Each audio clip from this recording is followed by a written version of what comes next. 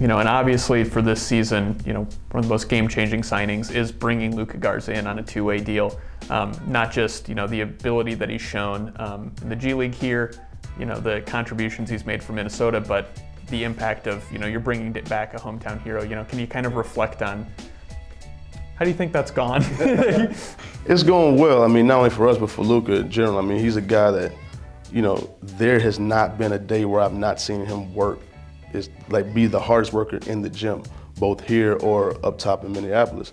And so, guys like that, again, like I mentioned before, that he put such a demand on the rest of the team. He's like, all right, this guy can go out here and get a double-double every single night, but then he's the first one in here, last one to leave, and he's, a full-out sweat, 10 minutes into practice. You have to step your game up.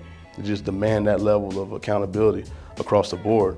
With him being a guy that, played at Iowa and having such an impact on the state of Iowa, but then his national excellence that he had as a collegiate player, it was a marriage, And so for him to come down here and do what he did and embrace not only just being, one of our best players, but being an ambassador for the Des Moines, for the Iowa Wolves rather, and just, you see him staying after games to sign autographs. Like he really takes that upon himself and he really enjoys it.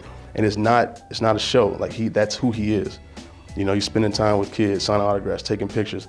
And I think those are the guys, man, it's just, they become guys that transcend the game so far forward, but are also such integral parts of the community. And so with him, we couldn't have asked for a better situation this year with Luka. He's someone that is initially brought in on a training camp deal to Minnesota. Obviously you have, eyes on, potential players for two ways. I think at that point, two-way spots were both filled. Correct. And he comes in and throughout the Timberwolves preseason becomes more and more apparent that it's like, it feels inevitable. It feels like this guy is going to have to make the roster in some capacity. Right. What does that process look like as you go, okay, we have ideas, things change, and this guy is playing his way into not being able to be ignored. Exactly, you can't ignore it. And he's putting in the work. And like I said, every single day, and it's like, all right, you got to take a look in the mirror as, guys from the managerial standpoint. It's like, hey, look, you have to reward that. That sets the table for the rest of the guys who come in, and not just with our team, but across the league in general. Like, you may not get what you want initially, but you can't stop the work. You can't get discouraged. And Luka's, a walking testament, a living testament to that, because he, like I said, he did not start out the two-way, but every single day he brought it. He challenged those guys up top. He challenged Rudy, he challenged Cat every single day. He came down here, he challenged his other teammates. And so, if a guy's going to exert that much effort and bring that type of leadership and ability to the table, you have to reward it, and that's what we were able to do. Yeah, so you're going to your personal background. You're in Denver prior to this. Yeah. Tim Connolly's hired in Minnesota. He brings you along with. Obviously, there's that relationship there. Right. Talk about that relationship. Yeah, so known Tim since kind of the latter stages of my collegiate career. Always been familiar with him and his entire family who works in the NBA and just basketball in general. He's one of the brightest basketball minds I've ever had the pleasure of accessing, let alone working for. And so, being in Denver obviously was around a really good team, being around a two-time MVP. You just learn and you see so many of the small nuances that it takes to really put a elite caliber team on the floor. And I've sat back, I've watched. He's a guy that's very inclusive. Tim he'll push you, but also give you a lot of opportunity to kind of see what is your leadership style, what is your basketball philosophy, how do you see the game, and you bounce those ideas, and he'll give you those opportunities to have the floor one day. It's like, hey, why would you do this move? How does it make sense, and how does it make us better?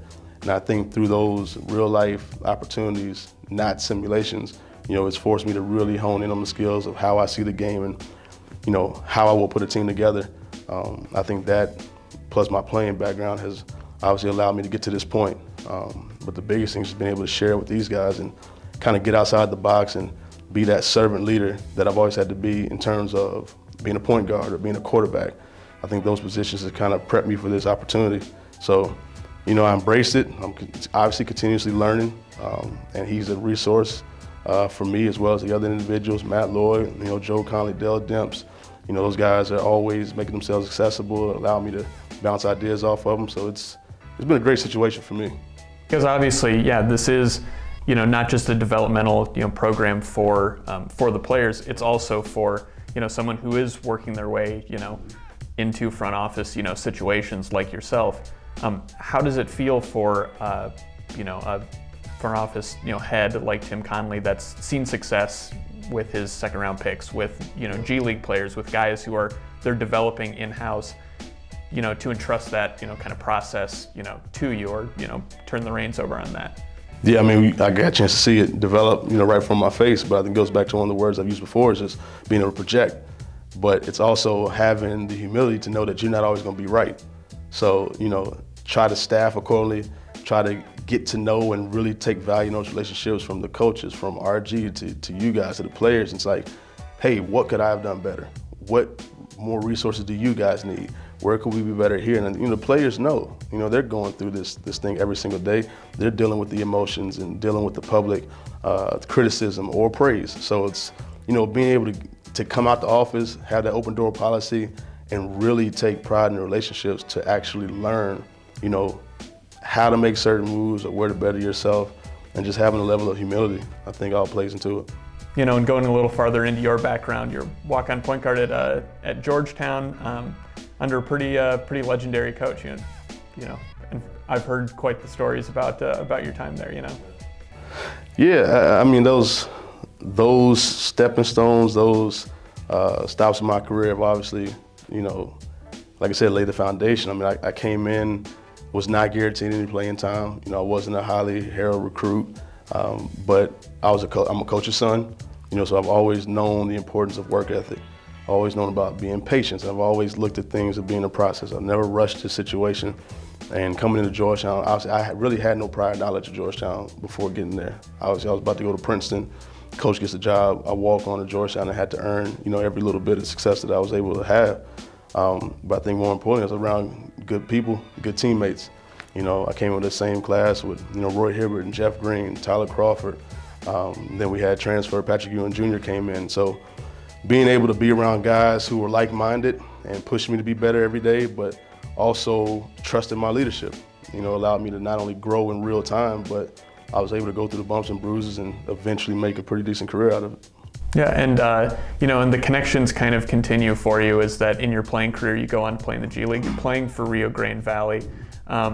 There's that side for you that you're now flipping from that playing side to now, kind of knowing what these guys are going through.